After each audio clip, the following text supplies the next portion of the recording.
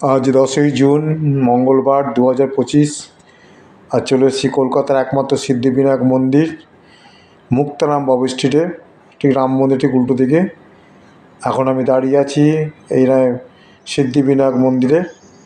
দূরে দেখা যাচ্ছে বিশাল বিশাল থামের সেই মার্বেল প্যালেসের একটা অংশ, যেখানে একটি অংশ নিয়ে তৈরি হয়েছে এই সিদ্ধিবিনায়ক মন্দির। এখানে আমরা ঢুকছি এখন।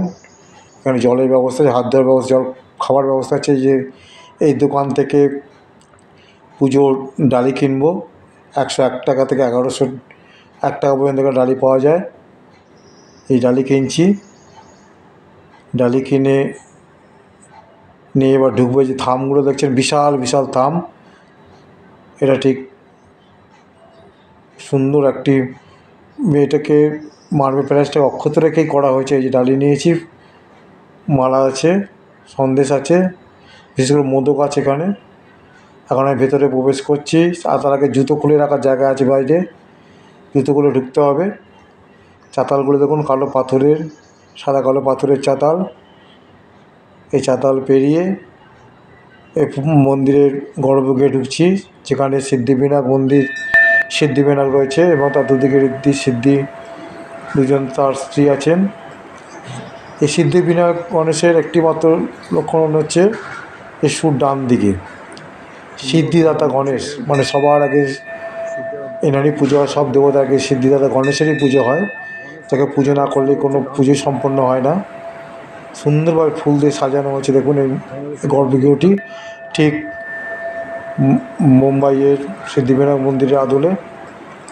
এখানকার রীতিনীতি মেনে, সেই রীতিনীতি মেনে এখানে পুজো অর্চনা হয়। আমাদের পুজো দেওয়া হয়ে গেল। মন্দিরটা অপূর্ব সুন্দর সাজানো, আপনারা আসতে ভালো লাগবে। এখানে উপরে শিবের মূর্তি আছে, সুন্দর ফুল দিয়ে সাজানো এই সিদ্ধিবিনায়ক মন্দিরের গর্ভগৃহটি। প্রসাদ দেওয়া হচ্ছে, প্রতিদিন প্রসাদ দেওয়া হয়, খিচুড়ি প্রসাদ, তাতে সন্দেশ দেওয়া হচ্ছে। এই দিচ্ছে সন্দেশ, খিচুড়ি। বাইরের ভেতরের যে চাতাল, বিশাল চাতাল রয়েছে এবং ভেতরে সেই মার্বেল অংশটিকে অক্ষত রেখে বানানো হয়েছে এটি। এই দেখুন সেই সিদ্ধিবিনায়কের ছবি। এখানে একটি মূর্তি রয়েছে ছবি আকারে। এখানে একটি যজ্ঞ হচ্ছে, যজ্ঞের হোম জ্বালানো হয়েছে। এখানে হনুমানজির মন্দির আছে একটি, সব পুজো হচ্ছে এখানে। এই যে হনুমানজির মন্দির, ঠাকুরমশাই বসে সবসময় পুজো করে দিচ্ছেন। এই হনুমানজিকে দেখতে পাচ্ছেন আপনারা। এই হচ্ছে গণেশের বাহন। গণেশের বাহন রয়েছে সামনে, চারদিকে চারটে। এখন আমরা বেরিয়ে যাচ্ছি। বাইরে বেরোবার রাস্তায় চাতালের দিকে যেতে দুই বন্ধুর ছবি আছে, আর.এস. গোয়েঙ্কা এবং এস. আগরওয়াল। এই দুই বন্ধু মিলে এই সিদ্ধিবিনায়ক মন্দিরের প্রতিষ্ঠাতা, ফাউন্ডার অফ সিদ্ধিবিনায়ক মন্দির। দেখতে পাচ্ছেন তাদের ছবি। এই দুই বন্ধু মিলে এই মন্দির তৈরি করেছে, পুরো মার্বেল প্যালেসের একটা অংশকে অক্ষত রেখে। এবং বিরাট বড় বড় থামে পায়রা, এখানে আপনাকে অভ্যর্থনা জানাবে সবসময়। প্রচুর পায়রা আছে, কালো পায়রা, কলকাতার ঐতিহ্য। এখানে আসলে দেখতে পাবেন। এবং এই দূর থেকে দেখতে পাচ্ছেন ওপরের চূড়ায় কী সুন্দর কারুকার্য করা। পুরো পরিবেশটা খুব সুন্দর। আপনারা এসে গাড়ি নিয়ে আসা যেতে পারে। এখানে পার্কিংয়ের ব্যবস্থা আছে, যে জুতো খোলা রাখার জায়গা। 48B মুক্তারাম বাবু স্ট্রিট এই অ্যাড্রেসটা।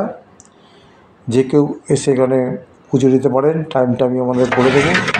এখানে আজকে লুচি, 4টে লুচি, আলুর তরকারি এবং একটা করে মোরব্বা দেওয়া হয়েছে। আমরা এটা তৃপ্তি করে খেয়েছি আজকে, খুব সুন্দর স্বাদ। আপনারা আসুন, ভালো লাগবে। কিছুক্ষণের জন্য ঘুরে যেতে পারেন, পুজো দিতে পারেন। আমরা এখন বেরিয়ে যাচ্ছি এই মুক্তারাম স্ট্রিট দিয়ে, যাবো চিত্তরঞ্জন এভিনিউর দিকে। ঠিক রাম মন্দির থেকে একটু এগিয়ে দেখাবো আপনাদের রাস্তাটা। আপনারা যারা হাওড়া থেকে আসবেন, এই 2:30 এসে গ্রিস পার্কে নেমে চলে আসতে পারেন। এই সামনেই হবে, বেশি পায়ে হেঁটেও আসা যেতে পারে গ্রিস পার্ক থেকে। বা যারা ধর্মতলা থেকে আসবেন, যারা মেট্রোতে মহাত্মা গান্ধী রোডে নেমে উল্টো পাড়ে চলে আসলেই পেয়ে যাবেন। তার থেকে আসলে বিরাটি দিকে আসলে বিরাটি মিনি হচ্ছে সবচেয়ে যোগাযোগের সুন্দর ব্যবস্থা। এই বিরাটি মিনি গুগল ম্যাপ ধরেও চলে আসতে পারেন। সুন্দর একটি মন্দির আমরা সামনে তুলে ধরলাম। বোম্বের আদলের কলকাতা একমাত্র সিদ্ধিবিনায়ক মন্দির। টাইমটা অফ দিয়ে দেবো আপনাদের। ভালো লাগলে ভিডিওটা লাইক শেয়ার সাবস্ক্রাইব করবেন, এবং সাবস্ক্রাইব করলে নতুন নতুন ভিডিও দিতে আমি অনুপ্রেরণা পাবো। সময়টা ডেসক্রিপশান বক্সে পেয়ে যাবেন। বুধবার এখানে এই মন্দির সারাদিন খোলা থাকে।